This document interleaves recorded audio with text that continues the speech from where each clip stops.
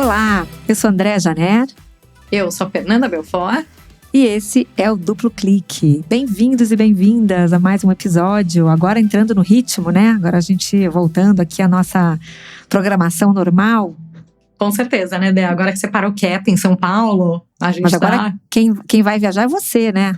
Nem fala, né? Eu viajo hoje, aliás. Mas eu não ia deixar vocês, ouvintes, traumatizados pela ausência nas semanas que a gente não fez sem um episódio. Então, mas eu embarco hoje para Nova York, meu irmão mora lá, eu vou passar uma semaninha de férias com as meninas lá. A minha filha mais velha vai ficar fazendo um summer, 2 semanas, volta depois. E ontem a Bibi fez 15 anos, então minha caçulinha tem 15 já. E deixa passar uma semana. A gente tá ficando velha. E o Rô vai ficar aqui trabalhando para pagar as contas, né? Porque os boletos chegam, né? Os boletos, exatamente. Mas que legal, que legal. Nova York tá calorão ou tá tranquilo agora? Parece que essa semana tá, tipo, gostoso. Leia-se. De 24 a 30 graus. Não, perto da França tá tudo mais tranquilo, né? Que bom. Mas as semanas anteriores estava com emergência climática também, todas as coisas, né? Bom, você tem a Laura morando lá, você acompanha. Não, acompanho, mas nada que se compare ao que aconteceu na Europa. Acho que a Europa realmente continua batendo recordes e acho que isso vai traumatizar, assim, quem esteve lá esse ano, quem ainda vai estar lá esse ano, porque o verão deles vai até agosto, né? Vamos ver se não vai mais ter nenhuma dessas grandes ondas aí de canicule na França, né? Da canícula, como eles chamam, que é muito bonitinho esse nome, né? São essas frentes de calor, assim, extremo, eles chamam de canicule. É muito bonitinho. Mas aí, o que temos para contar essa semana, Fê? O que teve de bom? Eu tô, assim, feliz que tô voltando à rotina. Eu falo que a gente subestima a rotina, né? A gente às vezes reclama da rotina, acha que a vida tá muito parada, tá muito calma.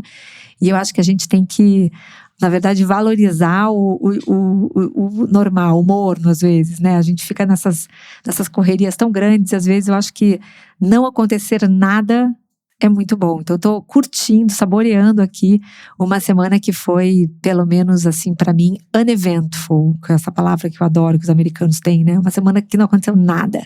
Teve um feriado ontem, mas eu trabalhei, porque a gente, afinal de contas, é um feriado só em São Paulo, então a gente tinha cliente em Miami, cliente no Rio, então a gente acabou trabalhando, mas de um jeito mais light. Então, hoje também meio ponte de feriado, né? Hoje tá um dia meio... Aqui em São Paulo tem muita gente que viajou, que tá fora, mas a gente tá aqui batendo o nosso papo semanal.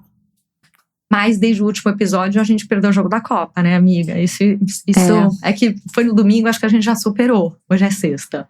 Mas essa doeu, né? Eu não tinha grandes expectativas, pra ser bem sincera. Acho que a gente, assim, ia cair mais cedo ou mais tarde. Eu não imaginava o Brasil, assim, numa semifinal, assim, diante do que a gente estava vendo nas outras partidas. Eu tava esperançosa. Sério, Fê? Não sei, eu assim, tava achando que, tipo, era um jogo mega improvisado, sem muito, né? Eu não entendo tanto assim de futebol, mas eu tenho 2 filhos e um marido que entendem muito. Então, assim, vou pegando por osmose. Mais do que na minha casa. Vou pegando por osmose aqui os comentários. Mas acho que, assim, acho que o técnico não acertou ainda. Inclusive, vou falar uma coisa aqui meio polêmica, porque eu sei que o Ancelotti tem 5 Champions no currículo e todo mundo acha que ele é incrível e tal, mas eu acho que técnico de seleção do país tinha que ser que nem presidente da república, tinha que ser nascido no país. Isso de trazer um cara de fora, que não tem skin in the game, né? Ele tá ali pela grana, eu não acho que ele vai ter a mesma dedicação, o mesmo comprometimento, assim, de alguém que nasceu e cresceu naquela história, né? Ouvindo a paixão do brasileiro por futebol. Acho que, embora a Itália também tenha um super, né, o futebol seja uma coisa muito grande na Itália, eu acho que não é a mesma coisa. Você não acha? Eu acho que tem um lado até dos brasileiros talvez não estarem falando tão mal dele, não sei o que, justamente por ele ser um gringo com essa experiência toda, porque a gente também, né, se o cara fosse brasileiro, ele já tava... Nossa, já tinha saído, porque Exato. Aqui no Brasil, qualquer time de futebol que o técnico perde 3 partidas seguidas, ele vai embora. Tira o técnico. Tira o técnico, coloca outro. É uma rotatividade aqui nesse país de técnico de time. Uma coisa que me chamou a atenção durante a Copa foi o quanto os jogadores falavam dele, se referiam a ele com respeito, com tipo, não, eu falei pro mister que eu ia fazer um gol e tal, eu não sei o quê. Então, eu acho que ele tem uma liderança boa. Uma coisa que eu acho que pegou bem pra muita gente, pra mim também, é que ele aprendeu a cantar o hino, né? E a sensação que eu tenho é que esse cara, ele já viveu, já ganhou dinheiro, já tem não sei quantas Champions. Eu acho que ele virou e falou, cara, agora quer saber? Eu quero trabalhar numa seleção. A Itália não tá conseguindo nem se classificar, porque senão o movimento natural teria sido ele ir levantar a seleção italiana, né? Mas eu não sei nem se ela é levantável, quanto tem de gente lá ou não. Eu acho que ele falou, cara, vou pro Brasil pegar a seleção que tem, né, a maior tradição, somos os únicos 5 estrelas, e fazer... Essa foi a fanfic que eu inventei pra mim mesma, tá, gente? Não, mas faz sentido. Só pra separar fato de opinião, entendeu? Mas vamos ver agora, né, o que vem. Mas o que eu tive de esperança é que a gente... Eu acho que conseguiu... De novo, eu não conheço de futebol também, né? Mas acho que a gente conseguiu jogar bem, com raça e tudo sem o Neymar. Acabou o negócio de o Neymar, não o Neymar, entendeu? Acho que nossa, isso esse também... assunto, sinceramente, exato, assim, né? Ninguém já mais deu. aguenta, entendeu? E eu acho que, assim, de novo, uma seleção com... Né, que nunca tinha jogado junto tanto tempo assim, nunca teve entrosamento, não tinha convivência. Então ali, a sensação que eu tinha quando eu via o jogo do Brasil é que estava cada um por si, sabe? Cada um tentando encontrar seu caminho, fazer o seu gol, de uma maneira muito individual e muito pouco esquemática, né? Então, a gente quando vê, e acho que isso, mesmo para quem não entende tanto de futebol, você assiste um jogo, sei lá, tipo França, tipo a própria, sei lá, Noruega, você consegue identificar uma estratégia mínima, mas tem uma estratégia. Tem um cara que corre por aqui, tem outro que corre por ali. E assim, eu acho que esse jogo do Brasil faltou o básico, né? Eu lembro que a semana inteira, pré-jogo, a gente ouvia, né, todos os comentaristas, todo mundo que entende falando, o problema é o Haaland, né? O risco é o Haaland, tem que ficar de olho no Haaland. Então assim, faltou acho que o Ancelotti chegar para 2 caras, assim, zagueiros brasileiros e dizer assim, olha só, vocês vão grudar igual um carrapato nesse Haaland, vai ser que nem marcação de basquete, o cara não vai poder abrir o braço. Vocês têm que grudar nele. A função de vocês é não deixar o cara se mexer.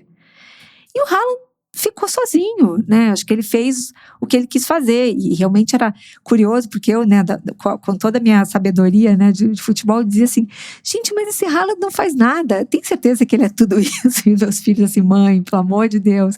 Porque ele realmente...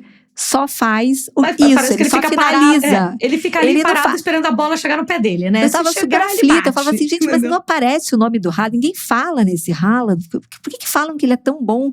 Ele parece um cara assim meio... No final do jogo eles falaram, você viu, jogando, correndo de um jeito meio estranho, porque ele não consegue nem correr tanto, mas basta a bola chegar nele que ele faz, né, de um jeito com o pé, com a cabeça, ele realmente é um fenômeno, mas é isso, assim, são esses básicos, assim, essas regras básicas que eu acho que a gente não fez, entendeu? Tinham que ter deixado alguém, 1 cara, 2 caras, só marcando ele. Eu já vi futebol fazendo isso. Tipo, tem gente que realmente, a função do cara é só essa, não deixar um determinado jogador fazer nada. E eu acho que faltou esse basicão aí no Brasil, né? Então, enfim, acho que teve vários problemas. Eu não gostei voltando ao Ancelotti, assim, não gostei da entrevista dele depois, não gosto do jeito que ele masca chiclete, sabe, acho péssimo, assim, não me conquistou, não tem carisma pra mim, mas enfim. Mas agora eu vou fazer a pergunta polêmica, tá preparada? Vamos ver. Você vai torcer pra Argentina ou não? Olha, eu não desgosto da Argentina, como eu fiquei até meio chocada com esse último jogo, de ver assim, como as pessoas têm raiva da Argentina, né? E eu não consigo entender exatamente se é uma raiva do país ou se é uma raiva da seleção, né? Eu acho que isso tem até tem muitas nuances aí. Eu acho que é no futebol, né?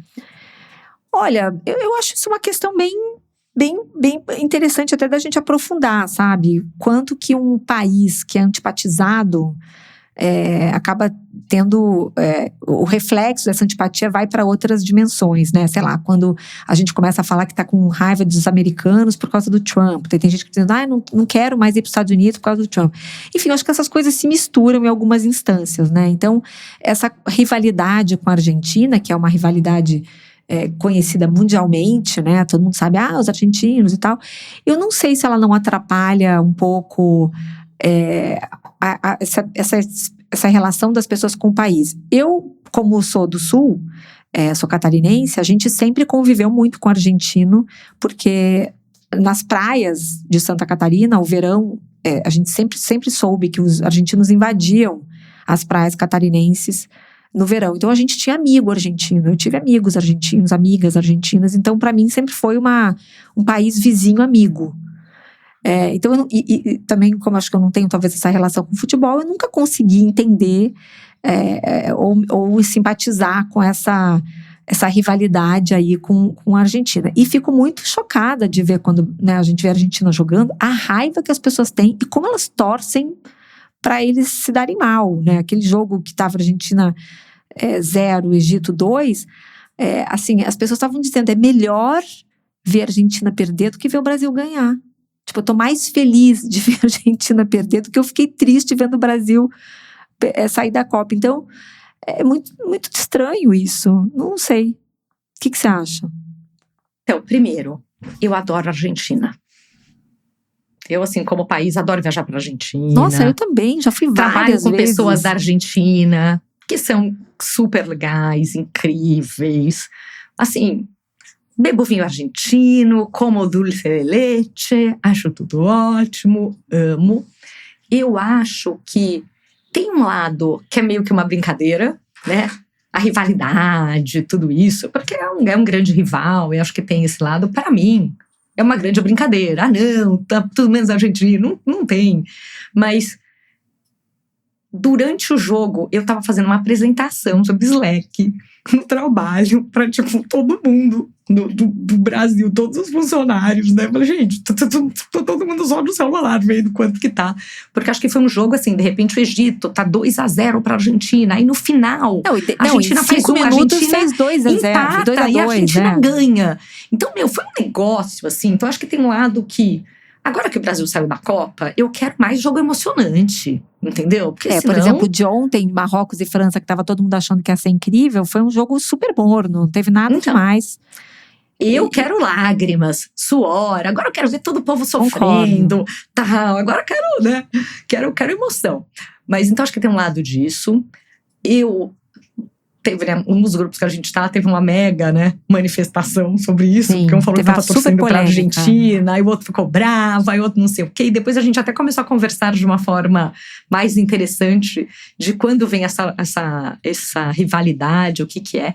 Entrou até um aspecto racial, que eu acho que é uma coisa, né, do tipo, não, como assim? Porque eles são super racistas, porque isso, porque aquilo. E a galera, e brancos, pretos, vários conversando no grupo, né, assim, com uma diversidade boa, e falando, gente, racista é o Brasil, né, assim, como que vai falar? Mas acho que eles são muitas vezes racistas na torcida, e daí traz até um pouco, né, impossível não pensar do que o Vini Júnior passa na Espanha, né, por exemplo, e tudo que aconteceu lá nos últimos anos em relação a racismo, chegaram a colocar um boneco dele enforcado numa ponte, né, aconteceram coisas super sérias. Não, inaceitáveis, né, mas então...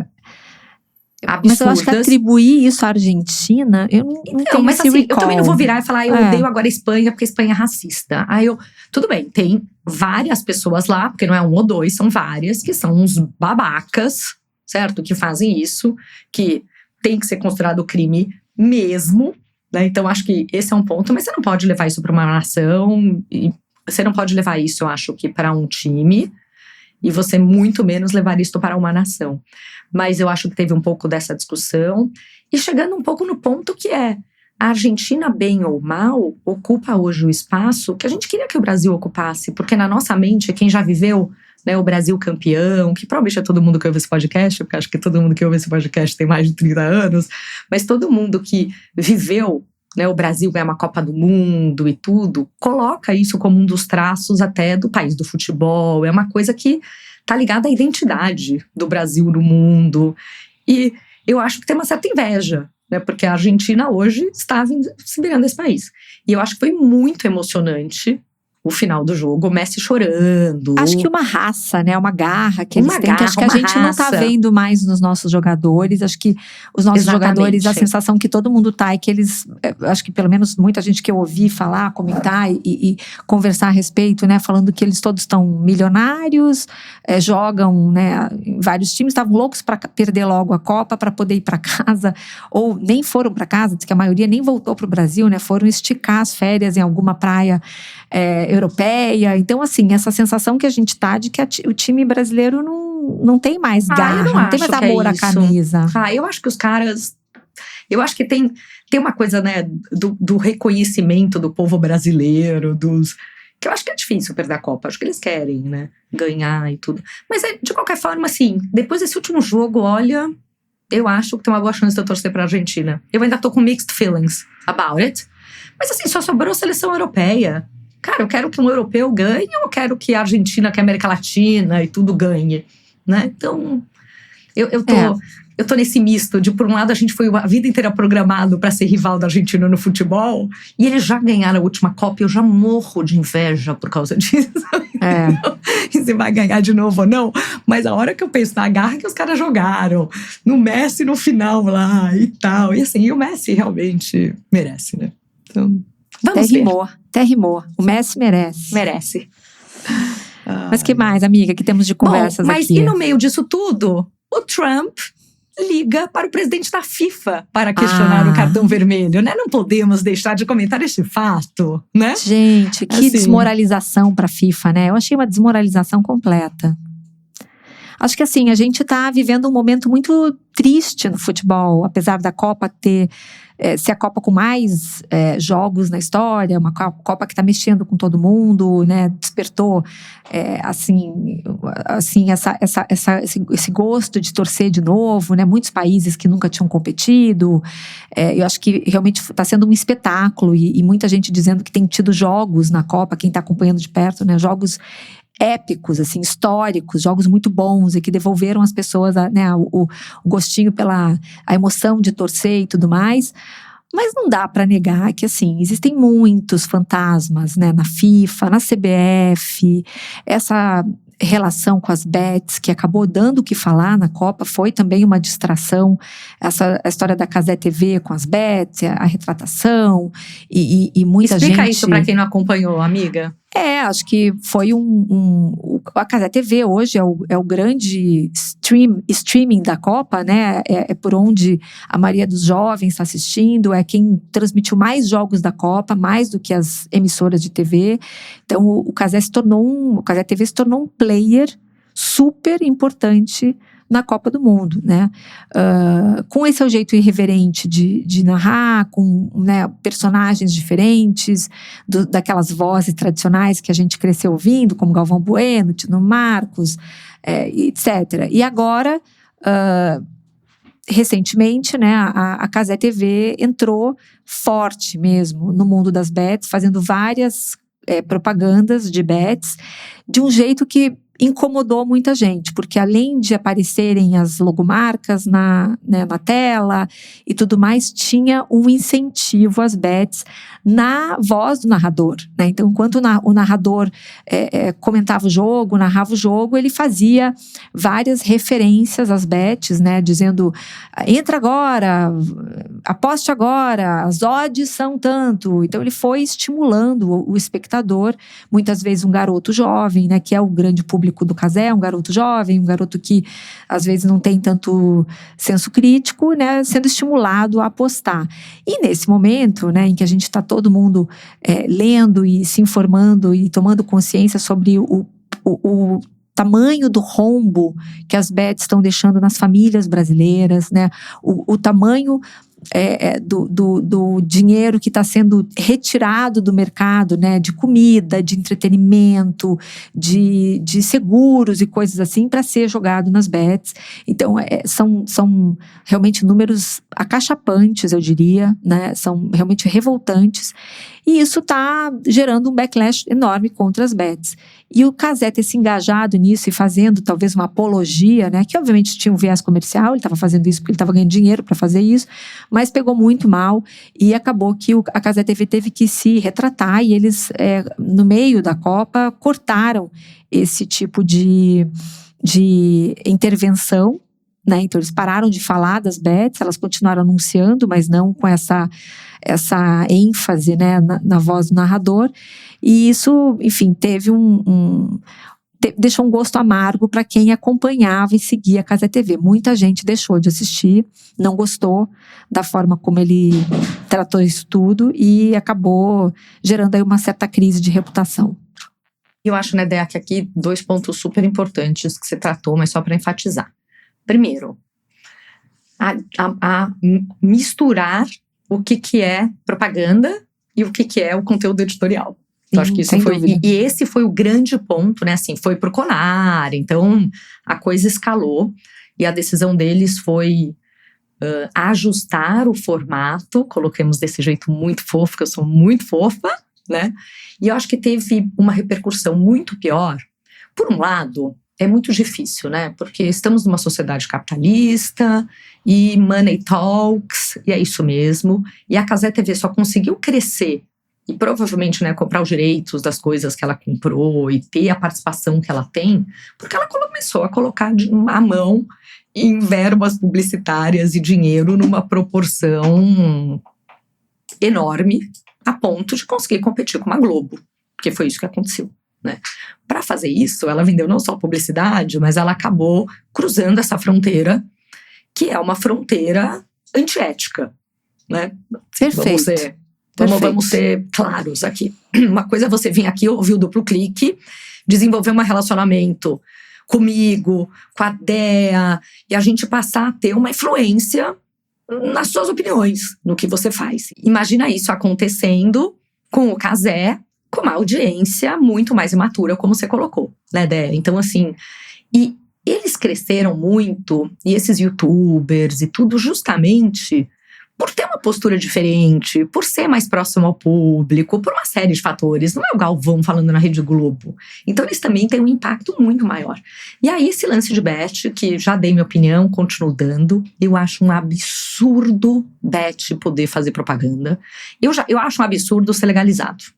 E acho que é um retrocesso da sociedade. Aí tem aquele argumento de não, mas de qualquer jeito ia ter uma empresa com IP lá, sei lá, em que ilha do Pacífico, que ia continuar tendo acesso, as pessoas iam jogar do mesmo jeito e a gente não ia cobrar imposto, não ia fazer nada. Não sei se eu concordo, mas ok. Agora, poder fazer propaganda, tudo que a galera do futebol e tal, é só bet, eu acho isso um absurdo. E o que aconteceu com o Cazé, eu acho que foi bem sério. Bem sério, apesar da gente ter que também, porque nem tudo é preto e branco, tem cinza, apesar da gente também ter que levar em consideração de que no fundo é um canal do YouTube que começou a crescer, e hoje briga com a Globo na transmissão da Copa do Mundo, né?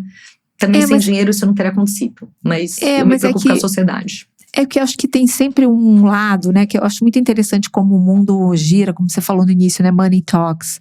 E a gente vive numa sociedade capitalista e as coisas são como são, né? Porque todas essas plataformas, né, e quando a gente olha até para as Big Tech, foi igual, né? Olha para o Facebook, olha para a própria OpenAI, eles começam, né, desafiando o status quo. O Elon Musk começou desafiando o status quo, né? De repente eles viram o status quo. É muito doido isso, né? Eles começam com irreverência, com rebeldia, né? Começam a ser sei lá, as ovelhas negras do negócio, né? E aí o mundo aí eles vão começando a ganhar espaço, ganhando visibilidade, vão crescendo e de repente eles têm que vender a alma ao diabo. Ah, mas é assim que funciona, né? Eles precisam de dinheiro. Foi a resposta do Cazé, né? O Cazé disse, não, gente, mas é que infelizmente é isso que está girando o mundo, né? O dinheiro das bets é o que está movimentando o mercado, então paciência, it is what it is, né? Foi a resposta dele. E aí, tipo, depois provavelmente foi orientado, né, a mudar um pouco o tom, e eles reviram essa maneira de apresentar, de falar das bets, como eles mesmos disseram no comunicado, né, vamos adotar uma postura mais conservadora na maneira de narrar, né, foi essa frase que eles usaram. Mas assim, eu me pergunto, né, por que tem que ser assim, né? Por que chega uma hora, sei lá, é a mesma coisa que você deu um exemplo aqui da gente, né? Eu e você estamos aqui, construímos uma audiência, as pessoas confiam nas nossas opiniões, acompanham as nossas opiniões, que eu acredito que sejam coerentes, né? A gente tem uma coerência de temas, de opiniões, de perspectivas ao longo do tempo, e de repente a gente começar a fazer propaganda de bet aqui, aceitar um anúncio de uma bet, por exemplo. É algo que a gente gostaria de fazer? As pessoas não iam achar estranho? Tipo, mas agora elas têm um anúncio de uma bet antes do que elas falam, mas elas falavam contra e agora elas aceitaram. Então, assim, eu acho que é uma questão de coerência, né? Eu acho que todo mundo precisa pagar boleto, todo mundo precisa ganhar dinheiro, né? Todas nós estamos aí no mercado, mas eu acho que valores, princípios, é uma coisa que a gente vê que cada vez mais estão em uma escassez, assim, de compromisso com valores e com princípios que está nos levando a ser uma crise ética mesmo no mundo, né? Mas por isso que tem que ter regulamentação. Por quê? Aconteceu um dilema de uma plataforma independente que depende financeiramente dos patrocinadores, que passaram a ameaçar a credibilidade deles. Mas se isso fosse para uma outra categoria, que não é uma categoria que potencialmente vai viciar, vai, né, levar a uma situação financeira de gastar um dinheiro que a pessoa não tem, há uma série de coisas que a gente sabe que são os impactos das bets, não tem problema. Então, eu acho que também tem um papel de regulamentar, e por isso que eu sou a favor de proibir propaganda de bet. Porque daí isso sai. Porque o difícil é você falar, gente, todo mundo tá nessa dança e eu não vou entrar. Né? Porque daí assim, cara, tá todo mundo vendendo patrocínio pra bet, a conversa financeira entrou em outro patamar e eu não vou entrar na dança, então naturalmente eu morri. Então eu acho que precisa mudar um pouco a regra do jogo. Sim. E eu acho que tem um outro lado que é uma conversa interessante, né, Dea? Que é até essa conversa também de prediction markets, né? Porque nos Estados Unidos e a gente... Exato. Então, existe, não é exatamente a mesma coisa, mas é muito parecido, porque são dois negócios em que você, de alguma forma, aposta, né, numa incerteza, em alguma coisa ali, né? Coloca dinheiro nisso e tem o potencial de perder esse dinheiro ou multiplicar o seu dinheiro. Mas a gente vê isso nas propagandas nos Estados Unidos, agora na Copa do Mundo, né? Então tem aí a Cauchy, que até é de uma brasileira, né? O Polymarkets, talvez sejam os mais famosos. E é muito interessante. Bom, a gente acha interessante porque a gente consegue entrar lá e ver um pouco da opinião pública, né? As pessoas acham que a guerra vai acabar ou não, as pessoas acham que quem vai ganhar a Copa, porque quando tem muita gente apostando numa direção e tem vários assuntos, mas a gente chegou até a comentar isso no passado aqui, acho que em um podcast, né? Mas começaram a acontecer algumas situações interessantes do tipo, o funcionário da OpenAI que foi mandado embora porque colocou dinheiro apostando que o modelo ia ser lançado até a data X quando ele tinha inside information daquilo. Isso hoje não é regulamentado nos Estados Unidos como inside information do ponto de vista de trades, de ações, mas já estão pensando em criar talvez, né, uma nova regulamentação nesse sentido, porque acho que é um ponto interessante. E teve aquele cara do exército americano, né, chama Ken Van Dyke. A pessoa, ele era sargento das forças especiais. Segundo os promotores, ele participou do planejamento da operação secreta para capturar o Nicolás Maduro, e ele fez apostas, né, no Polymarket em torno de $34 mil, e ele lucrou com isso $410 mil. Putz, lembro bem, Fê. E ele muito bem lembrado. Esse é o problema. Ele se declarou inocente, e ele no final aliás, está sendo processado e foi afastado do exército. Porque essa facilidade de você apostar em qualquer coisa, quando você entra no Polymarket ou no Cauchy, coisas que inclusive não são verificáveis, né? Você não tem como ter certeza quando envolve algum, especialmente governo, né? Você não tem como verificar se aquilo não teve alguma interferência. Então esse é o problema. Assim como a gente viu nas bets, né? Vários casos de jogadores que levavam um cartão amarelo no primeiro tempo do jogo, porque é uma coisa que eles provocavam, né, que é possível um jogador provocar um cartão amarelo, e aí vai descobrir que um monte de gente da família dele apostou no cartão amarelo, né, então assim, você não tem como verificar esse tipo de coisa, né, então é muito corrompível, corruptível, não sei se essa palavra existe, mas é muito corruptível esse mercado. Então, assim, informações que a gente não tem como averiguar. Então, acho que isso vai ser ainda uma longa trajetória. Tanto que prediction markets foram proibidos no Brasil, né? Eles não podem atuar aqui. Então, essa Luana Lopes Lara, que já veio aqui falar no Web Summit Rio agora e tal, e era considerada não, né? Ela é a mais jovem bilionária self-made do mundo, né? Ela já tem esse título. Então, muita gente, né, tem uma admiração extrema por ela, porque ela é super jovem e mulher também, que é muito legal, né? Mas é um storytelling difícil de engolir, porque ela, o tempo todo, eles dizem que não é bet, que não é a mesma natureza.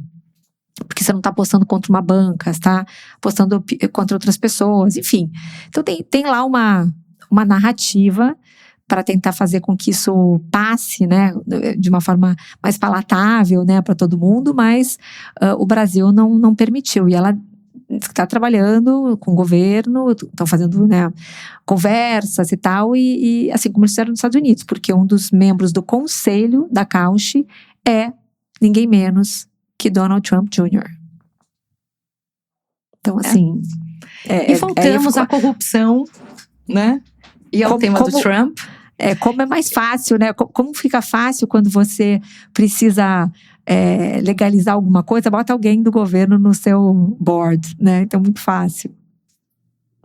Tem um monte de matéria saindo, né? Sobre quanto a família Trump está enriquecendo desde que ele entrou nesse segundo governo. Incrível. Apesar, né, ele fez nessa ligação para tirar o cartão vermelho do jogador dos Estados Unidos, a FIFA retirou e disse que não teve nada a ver com a ligação dele, né? Vai saber, entendeu? Cada um aqui pode tirar sua própria conclusão, mas é raro a FIFA reverter decisões tomadas assim.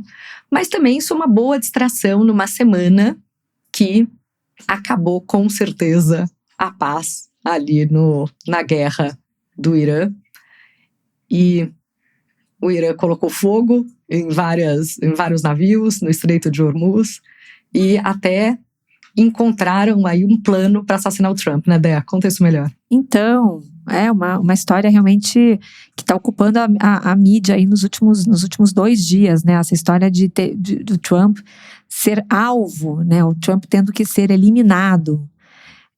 Então a história ganhou contornos aí de né, filme de suspense. E eu acho que não é muito surpreendente, né? A gente até já falou assim, que eu acho surpreendente que o Putin nunca tenha sido alvo de um plano, ou pelo menos a gente não sabe, né, se ele foi alvo de algum plano para eliminá-lo, né? Porque são figuras muito polêmicas e que o seu desaparecimento poderia resolver muitas coisas, né? Mas, enfim, essa questão aí do plano para matar o Trump foi uma informação dada por Israel. Ele repassou essa informação à inteligência americana, dizendo que existe um plano específico para assassinar Trump. E ele está vindo viajar nesse final de semana e, inclusive, trocou de avião, né? Ele ia num avião novo, que não sei se todo mundo aqui lembra, foi um avião que ele ganhou. Também uma coisa super polêmica, né? Porque ele ganhou de presente de algum governo, não tô lembrando se é o Catar. Alguém assim, um presidente deu. A gente falou isso, acho que num dos primeiros capítulos do Duplo Clique, logo que ele assumiu, né? Catar. Ele ganhou um avião de presente apenas, né? E, tipo, foi só uma gentileza, não teve nada em troca, não foi uma negociação, foi apenas um mimo, né? E esse avião parece que não tem todas as proteções que o avião antigo, o Air Force One antigo tinha. Então o Trump fez essa viagem a bordo do seu avião antigo, porque agora todo cuidado será pouco, né? O Trump já sofreu várias tentativas de assassinato, inclusive muitas são bem polêmicas, né? Muita gente aí, os amantes das teorias da conspiração dizem que muitas dessas tentativas foram fabricadas pelos próprios republicanos para dar ao Trump mais visibilidade, né? Esse status de vítima e tudo mais. Então tem muita gente que não acredita que isso aconteceu, mas a verdade é que, enfim, realmente ele é um alvo ambulante, né? Então, assim, tem muita gente interessada no desaparecimento dele. Então, vamos ver quais vão ser as próximas medidas, né? Eu lembro a última tentativa de assassinato foi naquele jantar que o Trump deu para a imprensa americana, aquele tradicional jantar que ele sempre dá em Washington, no Hilton, no hotel, e apareceu lá um lobo solitário que furou lá a segurança e atirou e acabou sendo preso. Vai que não era um lobo solitário, né? Vai que ele estava ali amando de alguém, enfim. Tudo isso agora são, né? As teorias da conspiração, né? Vai. Gente, a teoria da conspiração, isso, tá? Não leve a sério. Mas, tipo, será que esse lobo estava sendo alimentado pelo Irã? Né? Pode começar várias teorias sem aqui, dúvida. Né? E tem umas coisas muito interessantes acontecendo, né? Porque também esse final de semana a gente viu final de semana passado, o funeral do Khamenei, né, que era o ayatollah do Irã, que foi morto. Assim, para mim ele morreu, sei lá, 1 mês e meio. Eu nem me lembrava que ele ainda ia ser velado, né? Então, sei lá, 1 mês e meio depois da morte dele, teve um velório que durou vários dias. E neste velório, o filho dele, que é o atual líder do Irã, não apareceu. Então, isso também é uma outra teoria da conspiração que está acontecendo lá. Tipo, cadê o Khamenei Júnior, né? Onde é que ele está? Porque ele ninguém sabe onde ele anda. Então tem suspeitas de que ele está debilitado, de que tem alguma coisa que não pode ser revelada para não enfraquecer a posição ainda mais, né, do Irã nesse momento. E nisso tudo, de fato, o cessar-fogo foi pro beleléu. O Trump deu uma declaração bem irritada esse fim de semana, dizendo que ele não quer mais, que ele se recusa a negociar com essa gente. Falou, eles são sick people, não quero mais doentes, não quero mais, não adianta negociar nada com eles. Ou seja, e eles realmente não podem ter uma arma nuclear. Mas aí ele alimenta de volta, né? Assim, do tipo, a toda a narrativa, o que ele fez e justifica. Não que ele esteja errado nesse sentido, tá? Não estou discordando neste tema específico, que assim, eu falei, eles são muito perigosos porque eles são doentes, assim, então eles não podem ter uma arma nuclear, querendo dizer, capaz desses doidos realmente irem e explodirem um país, né? Teve um meme ótimo, parênteses aqui, né? Um meme ótimo que saiu no dia da eliminação dos Estados Unidos pela Bélgica, tanto que o Trump tinha anunciado que descobriram que a Bélgica também tem armas nucleares. Tipo assim, vamos invadir a Bélgica também para se vingar da eliminação dos Estados Unidos. Ou seja, enfim, isso aí está super mal parado. Acho que o cessar-fogo foi realmente, entrou água nisso agora e ninguém sabe qual vai ser o rumo disso, né? A gente realmente já faz o quê? 3 meses, 4 meses que a guerra começou e voltou várias casinhas aí no jogo. E para terminar, porque acho que hoje a gente não vai conseguir puxar tudo na pauta, falar de vamos ver, né? Mas um tema que eu queria trazer, eu li um artigo bem interessante essa semana no New York Times, do meu querido Adam Grant, que eu adoro, né? Mas um artigo falando sobre essa tendência de voltar para o escritório, qual que são os modelos que funcionam ou não. E o que é interessante, né? Assim, o Adam Grant é um cara que gosta de dados, gosta de fatos. Eles fizeram um estudo durante 6 anos, né, com dados, cobriram mais de 450 empresas e 3 milhões de funcionários. Acho que foi um estudo bem parrudo, bem interessante. O estudo, a gente já vai comentar como que deveria ser, pelo que esse estudo trouxe, o trabalho hoje. E já dando um spoiler, ele deveria ser híbrido, mas tem um ponto que veio, né, nesse artigo que é interessante, de que eles acharam um traço de personalidade nesse estudo que realmente revela de uma forma super consistente, né, que as pessoas que estão trazendo os funcionários para trabalharem período integral, sim, voltar a trabalhar, sei lá, Full time, das 9 às 6, não tem que chegar mais cedo, não tem, voltar para o que era antes mesmo, né? Não tem 2018, flexibilidade. voltando para 2018. Vamos voltar 8 anos aqui no jogo, e que são pessoas que têm realmente um traço de narcisismo. E aí é super interessante, né? Porque eles vão falando que esse mecanismo, né, de ser narcisista, ele tá muito ligado, é como se fosse uma droga, e ele precisa de constante atenção e validação. E só no escritório que ele tem um palco para tudo isso acontecer, para ele conseguir ter uma dominância até física, né? De contato visual, de bater o punho na mesa, de não sei o que, essa coisa toda, né? Você tá numa videochamada, todo mundo fica do mesmo tamanhozinho, no mesmo quadradinho, né? Você não consegue pôr essa hierarquia, essa dominância, né? Eu vou subir pro andar do diretor, eu vou falar que não sei o que. Então tem uma coisa muito forte nisso. E eles nos dados, eles pegam e analisam vários traços, como por exemplo, né? Eles pegam CEOs da Fortune 500 e eles analisam o tamanho da foto do CEO no relatório anual de resultados, o tamanho da assinatura, obviamente o pacote de remuneração, mas eles vão pegando várias coisas para trazer os traços, e esse foi o traço que realmente é consistente do ponto de vista de dados do estudo como o traço comum desses caras e dessas empresas todas, que eu achei super interessante, né, Daí a gente até estava falando, a Dea estava comentando, né, que Fê, isso não é novidade, vai. Eu falei, não é pra você, Dea, que fala isso desde a época da pandemia. Mas agora a gente tem um dado, num estudo falando isso, né, amiga? Conta. Foi mesmo. Foi muito legal você ter trazido isso, porque esse é um tema que me fascina, essa coisa do futuro do trabalho, né? E na pandemia eu comecei a estudar isso e acabou virando meio que eu virei monotemática isso uma época. E a gente sabia, a gente falava isso naquele momento. Quase deixou de ser generalista e para especialista no tema, porque você era... Foi muita palestra disso. E a gente identificava que nas empresas, quem estava obrigando as pessoas a voltarem para o escritório, mesmo assim, naqueles primeiros anos depois da pandemia ali, era um homem, né, um CEO ou um líder, um homem branco, mais ou menos ali entre 50 e 60 anos, que viveu a vida inteira numa lógica de comando e controle, né? Ou seja, ele era gestor no tempo em que todo mundo tinha que chegar no escritório no mesmo horário, ele ficava de olho para ver quem chegava atrasado, quem saía cedo, né? Quem aqui tem mais de 45 anos vai lembrar, né? Naquela época que a gente não podia ir embora do escritório antes do chefe, né? A gente tinha que esperar o chefe sair para a gente poder sair e não pegar mal, né? Não parecer que a gente estava sendo preguiçoso de ir embora mais cedo e tal.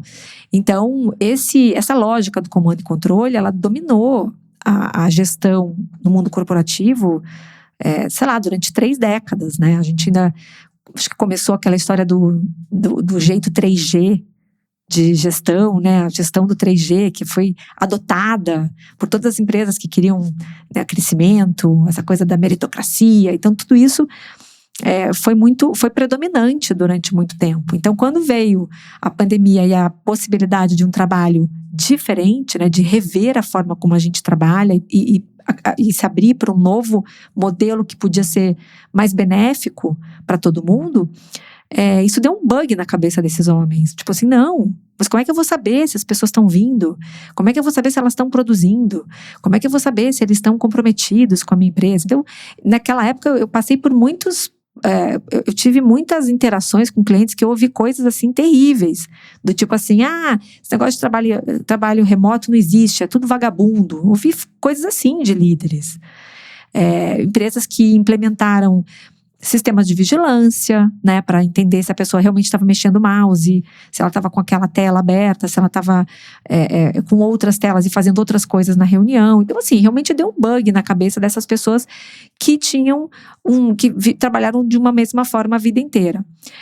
Quando começou ali no 2023, 2024, quando o mundo voltou de forma mais integral mesmo, a gente viu que não foram só esses homens de 50 a 60 anos que estavam promovendo a volta para o escritório, mas também esses jovens fundadores de startups, né, essa turma de tecnologia, os bros, né, como a gente fala, que também entraram nessa, né, o Thales Gomes da vida, dizendo que só acredita em trabalho presencial, que trabalho remoto, trabalho híbrido não funciona. Estou sendo até bem fofa aqui, não vou falar exatamente as palavras dele, né? Mas ele deu muitos podcasts, ele apareceu em muitas palestras falando, né, sendo uma das maiores vozes contra o trabalho híbrido e o trabalho remoto.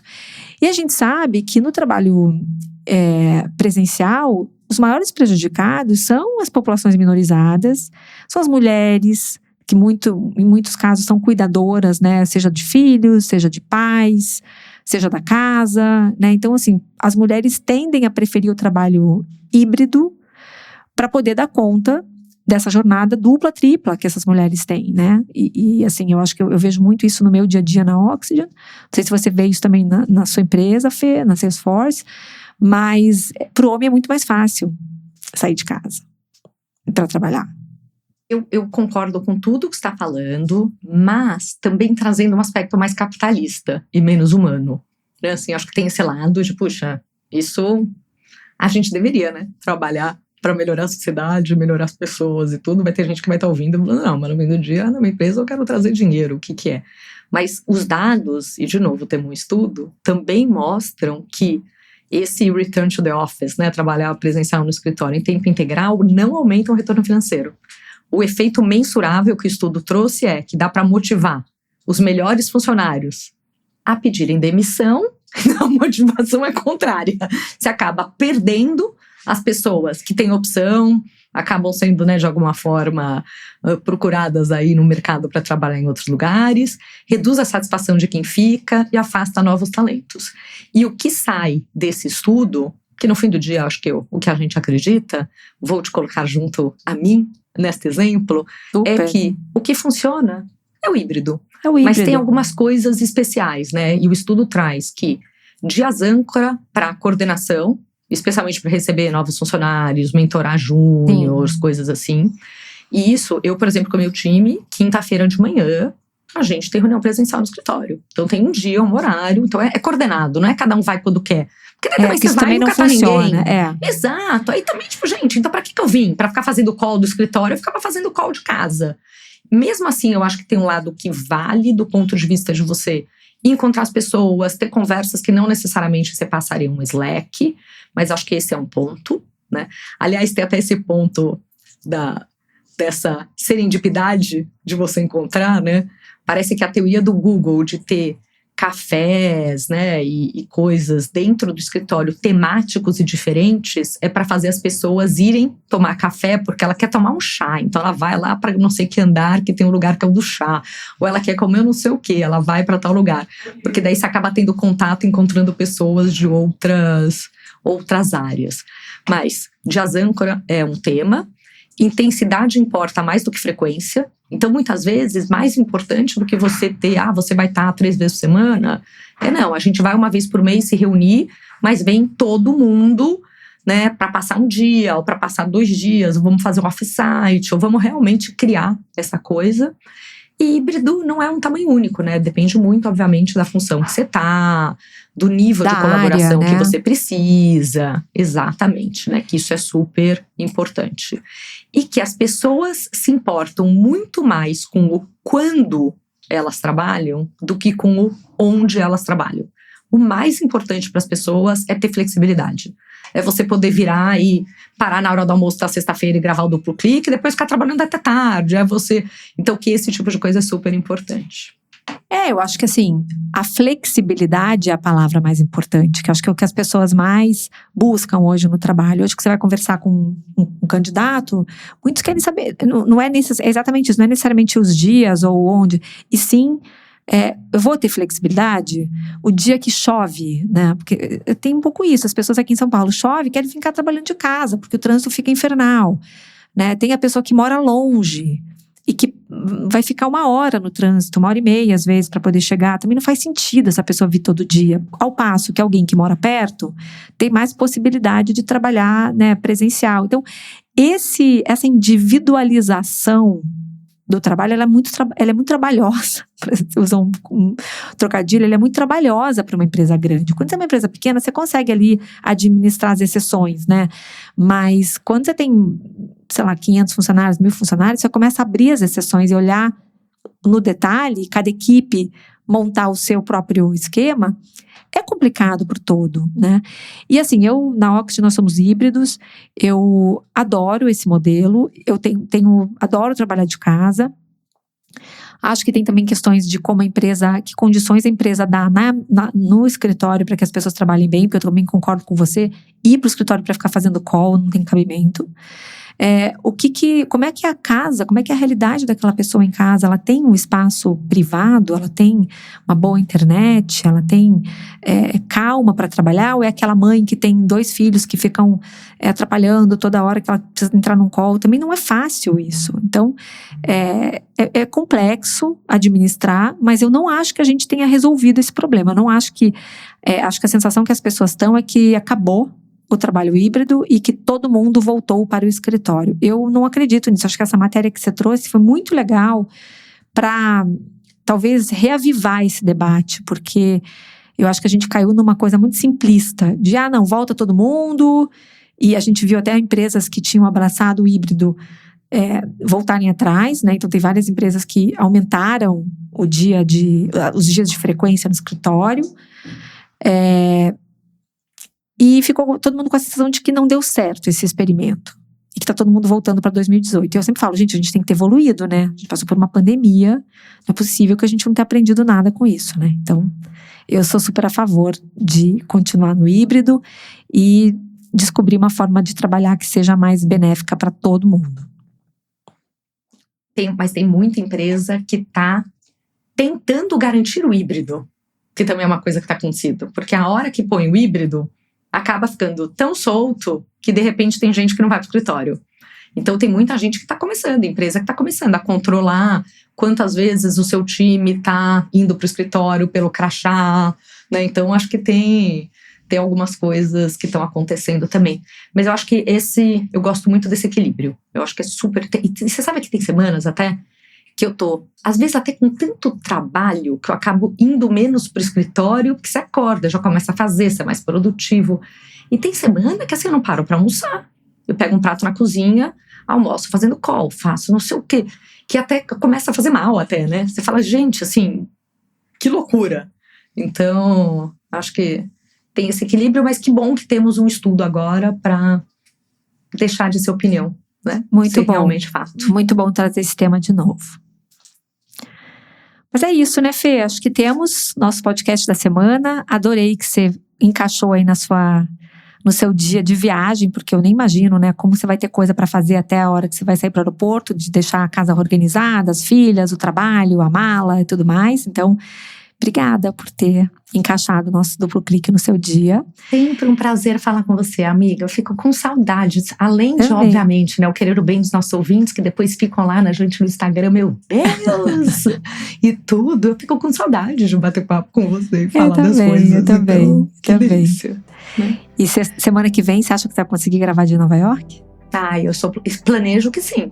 Então ótimo. Então, gente, promessa é dívida, senão a gente fica com 2 semanas de gap aí, tudo bem. Não, vamos fazer acontecer. Vamos fazer acontecer. Boa viagem pra você, aproveite. Obrigada, querida. E obrigada aos nossos ouvintes pela companhia. E semana que vem, bom, a gente acabou não falando dos modelos de ar, mas a gente fala tanto disso, semana que vem a gente fala. Combinado. Beijo pessoal. Tchau, tchau.